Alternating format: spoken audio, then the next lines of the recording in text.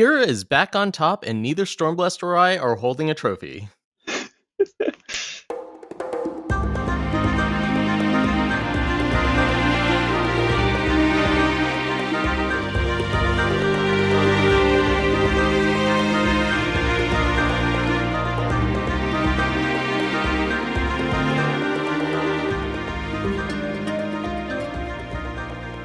Hello, everyone, and welcome to FECast, the official podcast of Friends of Eternal. I am one of your hosts, Sunyveil. I am joined, as always, by Stormblessed. How are you doing?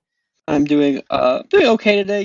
It's disappointing, obviously, that neither of us made the top 64 of the last tournament. But day ones are always fun, even if I think I got a little unlucky in my run. It's always a good time, and there's always more Eternal in the future. Yeah, very much so. So today, obviously, we're going to talk about the Throne Open that just happened that put another person to Worlds. We're going to talk about the TNE, which sent another person to the TNE Invitational. Spoiler alert, Hirukira won both events. We'll talk about what the Throne metagame looks like after the last patch. Recall that last episode of FECast happened basically a couple hours after the patch's release, so we weren't really able to talk about the actual effects. We talked about what we predicted. And then we're going to be taking a look back at what we said was going to top 8 the Throne Open. And, well, I mean, we'll just go over what happened there. And then finally, we will catch you up to date on what's been going on with the FE Team League. So that's what's going on today.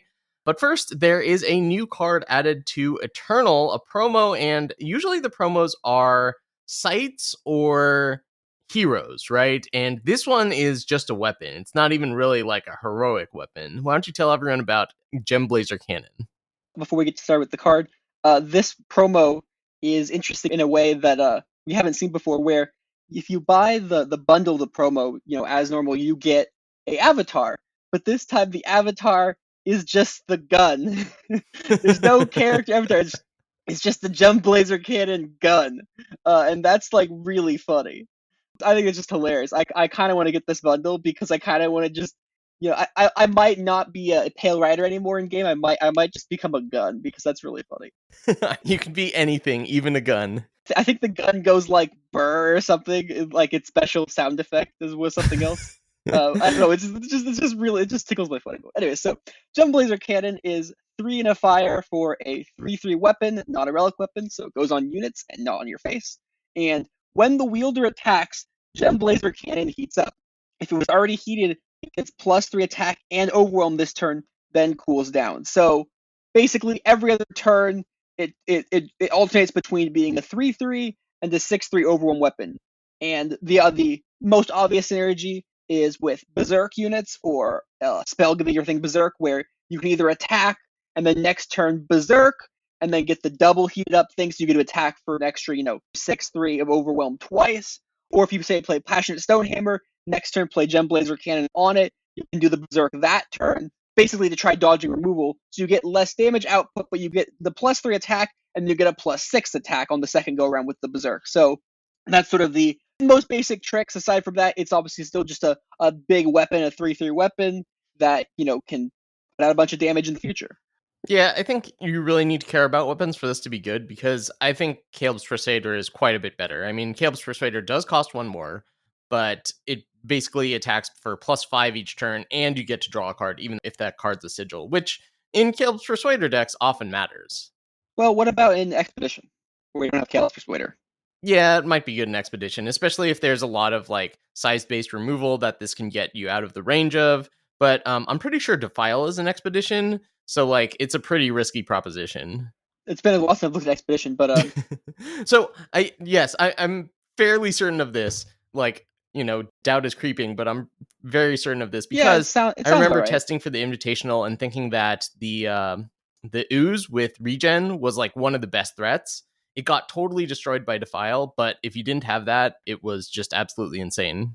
So the reason I think this card, especially in a deck like Valkyries in Expedition, where Valkyries has, off the top of my head, 2 ways that make Gemblazer Cannon good. The first is the aforementioned Passionate Stonehammer, right? The Passionate Stonehammer, you play this on it, you get in for like 13 on turn 3, and that's good, right? Even if they Defile after the fact, as long as you don't have 2 power up, but like, if they have 2 power up, obviously you just attack with your stone hammer and move on with your life. And then on top of that, you also have line axe, which, this card and line axe is, any weapon makes line axe a little bit better. This card is aggressive. It works on flyers really well, being a weapon, right? Without naturally overwhelm, obviously, the best thing to use for it is things that already have evasion, so that way you can, take advantage of the extra 3 attack on turn 1 even. Already by itself, I think, maybe Valkyries is the first place I'd look to put this in, but there's a lot of other good things too, like Prowling Amarak, either getting Quick Draw or Aegis. Quick Draw means that the opponent can't block it as well, and Aegis means that, you can't use the aforementioned Defiance to easily remove this cannon offering. So I think this card is interesting. It's interesting to see a non-site, non-unit as a promo, and the cannon has some potential. It's also obviously got the coolness of having, a fun wording. It heats up and then cools down, and that's always fun, right? Yeah. All right, let's talk about the results of the Throne Open.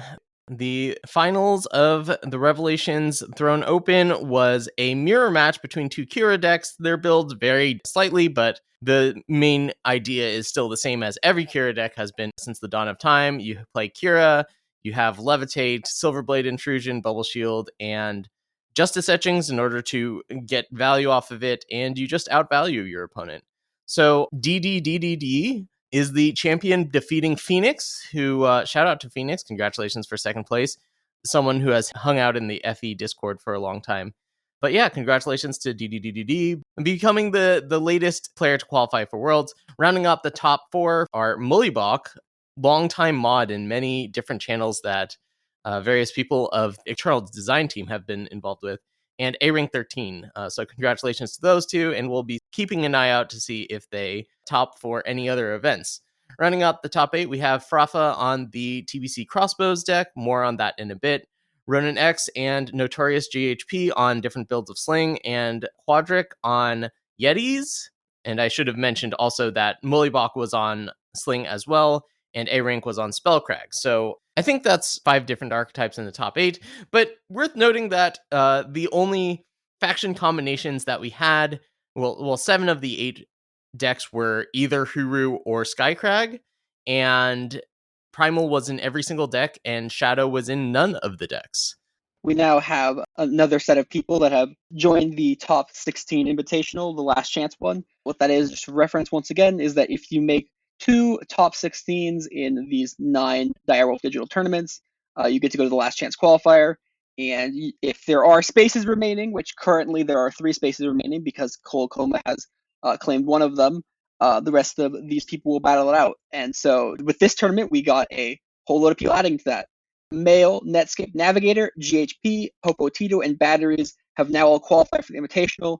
Currently have joining Tyler and myself. I think that that's everyone. If you are part of the Invitational and you were not mentioned here and you hear this, let me know. I'm not intentionally excluding anyone. This is just trying to look at the results and cross-reference them. But yeah, so now there are 7 people in this tournament, and obviously there'll be many, many more because there's still 5 more tournaments to go. So I think Huru Kira is the news of the day. It won this tournament, and we're in the TNE. We're going to talk about it later on. And notably, like, you look at the top 8 decks, and I think there's only one bad matchup for Kira. And I think that 3 or 4 of the other decks are just absolutely fantastic matchups. Like, it's really good against Sling. It's really good against Spellcrag. I think it's pretty good against the Crossbows deck, too. Although, I could use more perspective on that. The only deck I would be scared of is Yetis, and I don't think Yetis loves playing against Kira because a Hojan with the Silverblade Intrusion is pretty tough to deal with. But yeah, this was just the perfect tournament for Kira, I guess, and it worked out that way. I made the last minute audible to Kira myself, although I had 0 games. First of all, there were like just over 4 hours before the end of when you had to complete your runs by. So I just needed to get on a deck list. I was trying a few things out. Like I was on just a straight Praxis Amphitheater deck, and then I tried out Mono Fire, and I wasn't quite happy with either of those because with the Sling decks there was a lot of Hailstorm, and those decks really don't like Hailstorm. So I ended up switching to Kira, but I didn't test it at all. I just threw in a bunch of cards for the cards that I no longer want to play in Kira. And yeah, it was a bad version. I made the top 32, but yeah, I should have. Like this is a tournament. Kira doing well. It's one that I wish I could have spent more time on. Yeah, I ended up taking the sort of the quote unquote TBC deck, although not every TBC member brought it. The TBC members also mailed went his own way and brought FPS Tro and did well enough with that to qualify, get a top 16. And then a couple people ended up bringing Spellcrag in addition to A rank, who got a top 4 finish. I think I would have ended up bringing Kira if I had more time to also look at what would be replacing. Basically, Mabel Huntress is probably still playable, but I was even interested in seeing if anything could replace that, although, that would definitely need a lot more testing to replace one of the more instrumental cards. And then, losing Lord Styr's Tower was really big. That card was really, really good. And so I didn't know what to replace it with. We'll get to discussing Valise later when we talk about the top fives, but TBC was testing Kira and they tested Valise and they said Valise was great. So I was willing to believe them, but I just didn't have time to test anything myself. So I just ended up taking the crossbows deck that had more time put into it. And speaking of crossbows, it's called crossbows because the Ambrand Stinger is the crossbow. You hit them with your crossbow, and then eventually the crossbow bolts, which are the scorpion traps, come off the top. Basically, what it comes down to is that during testing, whenever I had time to watch, basically anytime you get your opponent while they're like tapped out, you just kind of get them. I'd be like, hit him with your crossbow, and like everything was a crossbow to me. Malag Amphitheater, that with Mindfire, that was like a mental crossbow. And then eventually the word crossbow stuck on Ambrand's Stinger specifically because it was the card that would most often get the opponent in the sort of way of like, hit him with your crossbow, kind of was utilizing the intent of it. And that card actually ended up being really good. The deck started out, I think, a 4-faction deck by batteries, including the Peru jump card that also draws cards as sort of the finishing move. Eventually, it got taken to the throne, where it was put into a 3-faction version, where Black Eye started playing the deck a bunch, refining it a little bit, keeping cards in, like Power Sail ended up being like really clutch, and I'm not sure I would have kept it in myself. There were obviously some other tweaks made by other members. I believe Collector was the one who suggested Prowling Amarak as a replacement for Teacher ability. And replacing Teacher made the deck's power base a lot smoother because it reduced the cost from double time to single time, which meant that it only had 3 influence, which is perfect for Diplo Seal. And Prowling Amarak also was incredibly powerful, so it was a great swap. Basically, it's just a solid FTP aggro deck with a bunch of these good multi-faction cards with a fire base, and they can have a combo finish, and that's, pretty nice to have. Although, I do wonder if removing the combo might even have been better, just because Sodi's Spell Shaper is expensive in the deck. Otherwise, can run on 3 to 4 powers. The deck can work like that, and that's really nice. Since Sodi's Spell Shaper, for best effectiveness, costs 5, and it already costs 3, it doesn't put as much pressure on. It's a little bit awkward in that sense, so it might have been even correct to remove the combo altogether and just have a solid aggro deck. Yeah, so I think there's definitely something to Malaga Amphitheater. Like, I think that is a card that is going to be a reasonable part of the Throne metagame. It's a very powerful card, but I really don't like it in a 3-faction deck because the thing with Amphitheater is that you have to get ahead and stay ahead in order to protect the Amphitheater. Like, if you don't have units back to block, you're going to lose your Amphitheater basically every time. So that's why I'm not really a fan of the 3-faction version of this deck. I just feel like this would be better if you focused heavy on time or heavy on fire to get things like Teacher of Humility or the fire cards. Because, like, the only situation where you're really comboing them is if you have an Amphitheater in play and you can assemble Auto Tread plus Sodi Spell Shaper. That's a 3-card combo in a deck that doesn't really, like, filter its draws much. So basically, you have to go Amphitheater on 3 and then Auto Tread into Spell Shaper on 4, and then you win. You can also wait long enough. Yeah, so basically the combo is, for those who don't know, is Amphitheater says that when one or more units hits the player, you replenish power equal to Amphitheater's site health or whatever it's called. I don't think we ever got an official term for that. A quick editor's note. In the Direwolf Digital article, Defiance Sites from December 2018, it says, each site starts with a durability number. We have had that name since sites came out. And now, back to the cast. Auto Tread lets you pay 1 to ping their face. You discard a card to deal 1 damage. And Sodi's Spell Shaper is that whenever the wielder hits a player, draw a card. So if you have Sodi's Spell Shaper equipped to Auto Tread, you ping the enemy player for 1, they take 1 damage and you draw a card. and then mulligan empty gives you your power back. So you basically draw a card, discard a card forever, dealing as much damage to the enemy player as you have cards in deck, which kills them. It's a 3-card combo, so it's not super consistent. Really, the deck is playing Primal for Prowling Amarak, and I guess the market, right? The market being Primal is probably the best thing about having Primal in the deck, and Amarak. Amarak was just absurd every time. It was like an 8-2 quick draw or an 8-2 Aegis. It was just really good. Yeah, Amarak's definitely a good card, but man, the power base makes me cringe. The market being Primal was really important, though. Not necessarily Tormented Crown. I actually removed Tormented Crown because I thought the card wasn't very useful. But Accelerated Evolution and Backlash, those 2 cards are really good in aggro decks, helping push through damage. And the power is not that bad. Diplo Seal goes a long way to making the power feel better. The banners were actually a lot better in an earlier draft where it was playing a Lumen Shepherd, which meant the banners were undepleted sometimes. The deck will get better if and when we get the other paintings. If we can get 12 paintings for this deck or even 8 paintings for this deck, the deck will become a lot smoother. And then the deck will definitely become a much more of an easy power base to build and play. Yeah, I still think that this is going to end up being a 2-faction deck that drops the combo, but I guess you're kind of on that side of maybe the combo isn't worth it. Yeah, I'm kind of on the side of Primal might be worth it for having solid markets and, specific cards, but if Crafty was still just basic Fire Primal, then definitely Crafty would have been in there, and but sadly could not be. Yeah. But anyways, so a few casts ago, when the set first dropped, we did our big spoilers. We discussed the cards we thought were most likely to make a top 8 of an open, and this was before the balance patch, and they basically gutted all of our choices. So, Sunny, do you want to, for reference, say what you said was your top 5, and then I'll go into what I said mine was?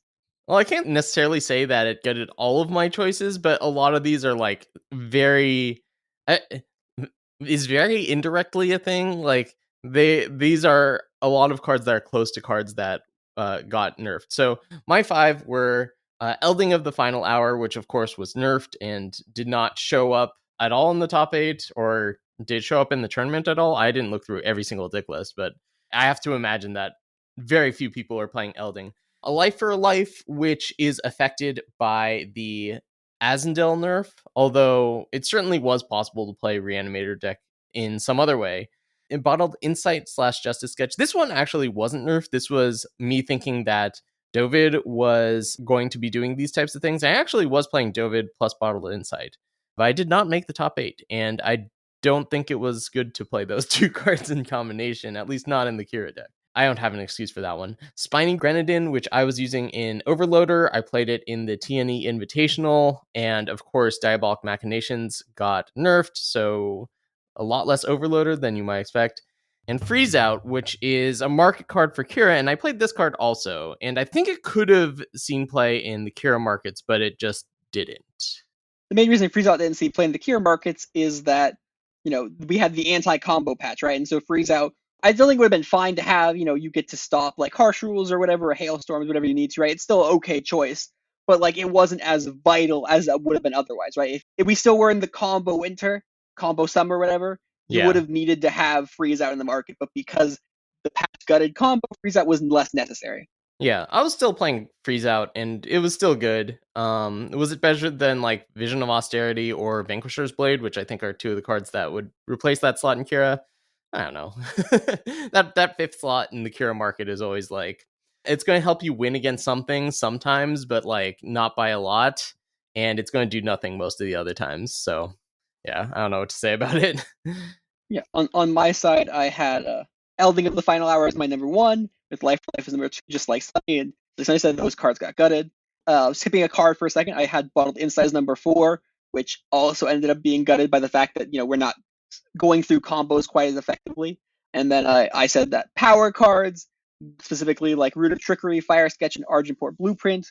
If I had said Skycrag Blueprint, I would have been correct, but I did not. But my third pick, Obstructive Flicker, that did see play in the top 8 in multiple sling decks as a 3 of, and therefore I was technically the most correct, the best form of correct. Yeah, you were also pretty close on the runes. I mean, there was a top 16 deck from Popo Tito that was mono time that played Rune of Relocation. Although I don't know if I can give you that one because you also picked like 20 cards for that pick.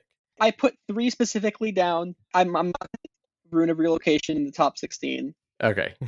Yeah, the other card though that during the spoiler season that I was definitely way more correct than Sunny about is Valise, the bear girl, the four. I think primal is it four primal or four primal? Either way, I think it's double primal. she says whenever you attack with exactly 2 units, they get +1/+1 overwhelm each, and then you loot. You draw a card, discard a card. That card saw play in the winningest deck, and during the spoiler season, I believe I said that I think this card has power and has potential, and Sunny just outright dismissed it. So I get like a third of a point there for Okay. Valise. Well, I suspect it's not good in Kira. Yeah, I don't think it's doing the type of thing that you want to do in Kira. Like, a lot of the units in Kira don't actually like attacking that much. But I do think that, like, that has a future in a Prowling Amarak deck. Like, we've seen that Prowling Amarak is a very real card. So I wouldn't be surprised if we saw a deck that utilizes that. Yeah, an expedition. I think Prowling Amrak and Valise will become best of friends. Oh, yeah. Along with another buddy, the Huntmaster. Yes. Houndmaster, my mistake. All right, so let's talk about the TNE that happened just a couple of days after the Open. This was won by Hiru Kira, piloted by Derek Davis. The other decks in the top 8, we have even Argenport making the finals. We have Tyler Combo, piloted by Roshi in the top 4. We have a couple of Genev decks. One is an amphitheater deck, much like the crossbows. Oh, are they both? Okay. They're both different versions of crossbows. They're all playing the crossbow. They're just different builds of the same concept. Male also top 8s this tournament with Menace Trove again. We have a Monotime deck by Ash Acer and another Tyler combo deck from Spiferific. So that's the top 8 of the Throne TNE. I didn't catch any of this, but I'm not surprised to see Kira being like a really sleek, well-tuned deck being able to take this down. Now the question is, where does Throne go from here? And I think Kira has cemented itself as, if not the top deck, one of the top decks. I don't think it's necessarily an unbalanced format. I think Kira's probably fine. It's not a perfect deck. It has its flaws. It can stumble out. You can beat it. But it's nice to have a deck that's lasted for a while, right? Having a deck that lasts for a while is not necessarily a bad thing. I think Kira's an okay deck to be that deck that's just, managed to hang on as a solid deck for a consistent period of time. If the format consolidates itself down where Kira is like 25% of the game, sure, nuke it from high orbit or whatever. But for right now, it seems like the format continues to be open, right? The TNE wasn't, 100% Kira in the top 8. It wasn't everyone playing Kira. So it seems like Throne's in a decent spot. Kira might be the best deck by a little bit, but it's not like overwhelmingly the best deck. And I think, Throne seems like it's a fun time. Yeah, Kira's still like hard to play. Like, I think the thing that really puts it over the top right now is that it has a lot of game against a lot of the other top decks. Now, I personally did not beat Yetis or other aggro at all. I think that the aggro decks are just a little too fast for Kira right now, so that might be a way to attack it. But like, there were a lot of other decks that had pretty good matchups against the field, like Sling. I think Amphitheater was a good choice.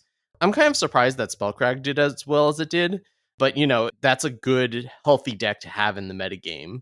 If Spellcrack is, oppressive, then there's a big problem because the way that Spellcrack mirrors work out. But I think that like there are just a lot of options right now. You have to be mindful of Kira and make sure that you're not just relying on, I don't know, what are cards that people think are good against Kira, like Tokus or something. You're not just relying on 2 Tokuses in your deck to flat out Torch. answer Kira. What? Tokus. Yeah, you can't rely on Tokus. You can't rely on like Hailstorm damage-based removal. Yeah. Because damage-based removal is hard to play against Kira because damage-based removal is stopped by 2 cards, stopped by Intrusion and Bubble Shield, whereas, pure removal like Defile is only stopped by 1 removal spell. So like, while Snowball is good versus Kira decks, it's not like the end-all be-all because Snowball can be stopped. Yeah. Snowball's fine. It's fine to have in addition to other things, right? It's not something you want by itself. It's not the matchup window you need, but it is good to have. Yeah, so like Annihilates and Defiles are pretty good against Kira. So I think there are the tools to fight against it. You just have to be mindful of it because otherwise I think, it is going to put up a good showing in pretty much any other spot of the metagame. Now that combo is much less viable. All right, let's talk about the FE Team League. We're down through 4 rounds of the Team League, and the 5th round, which is the midway point, is going to be coming up with the next Open, the Expedition Open. Right now, TBC with Stormblessed listed as player 1. Does that mean that you're the best player on the team? I have no idea. Whoever filled out the form put you in first.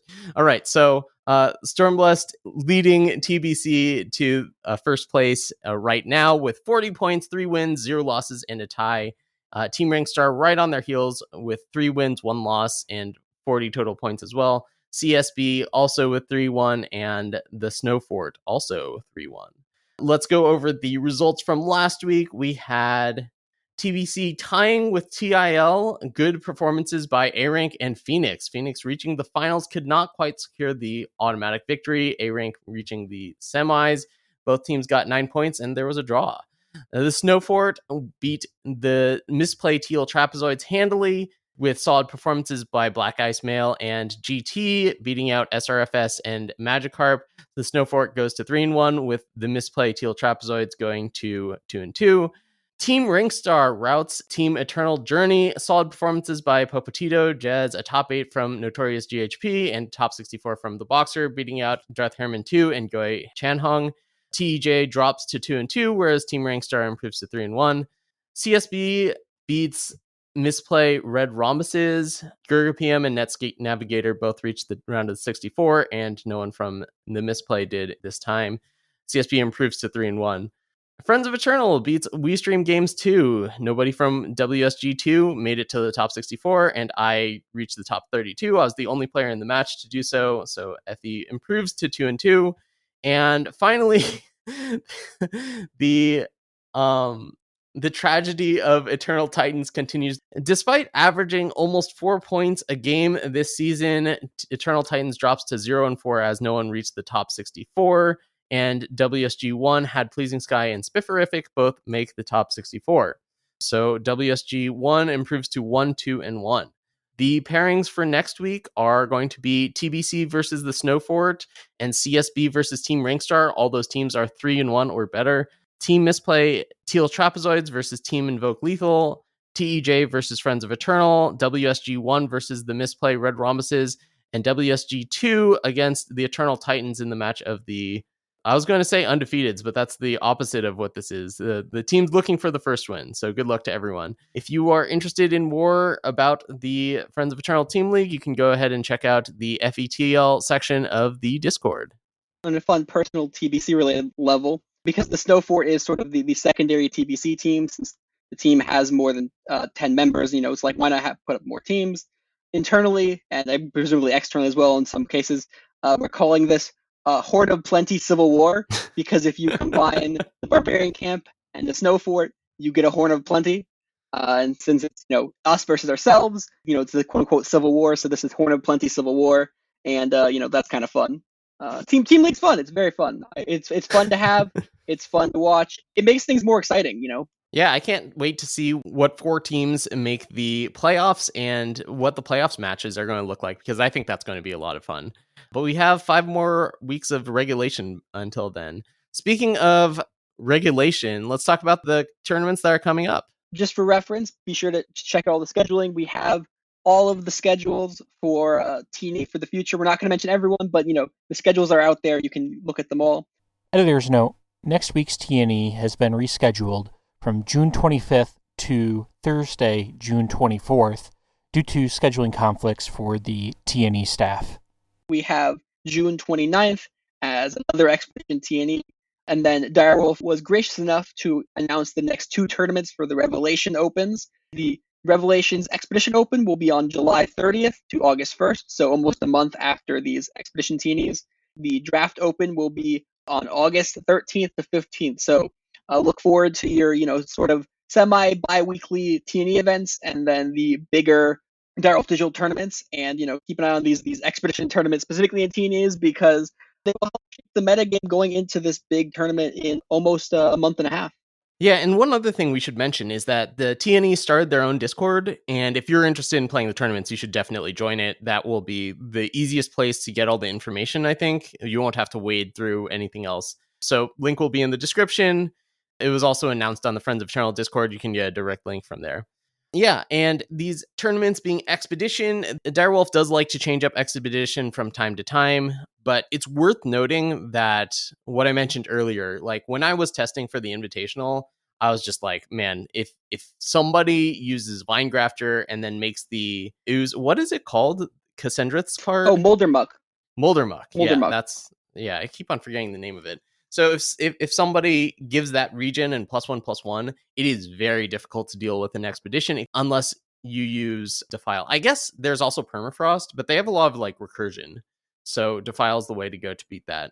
And I think that's really powerful. So if you're planning on playing Expedition, I would definitely recommend taking a look at decks that can either play Defile or Moldermuck or both. As I said, Daryl likes to change Expedition. I do expect at some point we will get some change Expedition where they're going to change the draft pack up and add some cards to Expedition. I don't know when that will be, but I wouldn't be surprised if that happened in a couple weeks. All right, well, that is all for what we had planned for today. On a personal note, I will actually be taking a break from Eternal for about a month, and I'll be back in time to prepare for the next Open, but I'm just going to, take it easy this next month, because with the last 2 tournaments, the last 2 weeks, I've definitely been playing a lot. But before we go, of course, we always want to thank our patrons who help keep FECast going. I feel like this is the most patrons that we've ever had at one time. So thank you so much to everyone that supports the show. If you would like to donate, you can go to patreon.com/Friends of Eternal.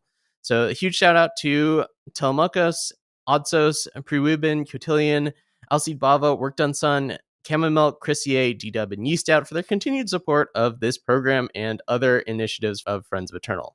And of course, we always like to thank our editor, SRFS, for the tremendous amount of work that they do, not only for FECast, but all around the community. SRFS has their fingers in a lot of pies. Which is a really weird analogy for, doing a ton of work for a lot of people. But, yeah. All right. We'll leave it at that. Thank you so much for listening. Until next time, we will see you in the friend zone. The Friends of Eternal Discord is the best place on the internet to get better at Eternal. We have players of all skill and experience levels all happy to help each other out on basically any aspect of their Eternal gameplay. And making all this possible is our generous patrons over at patreon.com. If you'd like to support FECast or Friends of Eternal, consider donating at patreon.com/Friends of Eternal.